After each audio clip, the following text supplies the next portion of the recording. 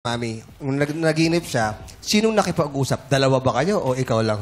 Dalawa po kami. Dalawa kayo nakipag-usap sa kanila? We always deal with our children together so they would see na we are one. Maganda yun. Pero Daddy Paolo, Okay. sorry. Go. Yung time ba na yun, nakita mo may kachat siya, may mga pabulong-bulong. Naisip mo ba na puntahan si Guy at kausapin? At first, hindi po. Because alam ko na ang susi ay nasa kanya. Kasi if she would say no, Wala kayo magagawa. nagpa-duplicate? Wala. Pwede nga. Hindi ko po naisip. Susi sa kanya. Pero, so siya muna po yung kinakausap namin and everything. Pero nung hindi humihinto, nakakailang huli kami, then there came a time na I have to go to the school and talk to the principal na to ask permission na I would like to talk to this guy. Kasi ayoko For siyang the dalhin. parents? No po, sa yung Sa guy mismong lang. boy mismo? Sa school, sa boy po Okay. mismo.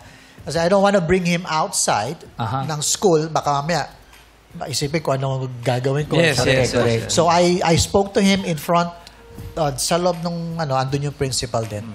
So I just made it clear. Ano po sinabi niyo?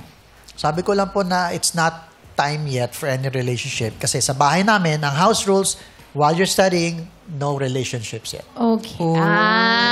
Was that made very clear po para kay Gia na ngayon magsa-start na siyang mag-grade 7, papunta na ta sa high school eh. Was it made clear to her na bawal ka muna mag-boyfriend? Kailangan mo mag-focus sa pag-aaral? Yes po. Yeah, actually,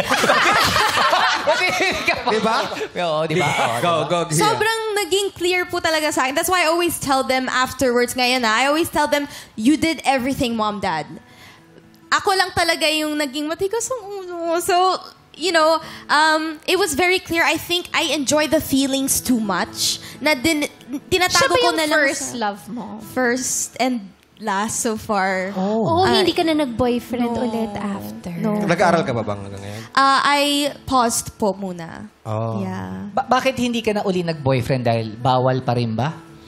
No, my parents are aware na parang I'm legal. I'm 22 right now, and pero personally na I'm very dedicated with the career path na gusto kong tahakin. So and also of course habang dalaga pa ako, I think it's the time to give back to your parents eh.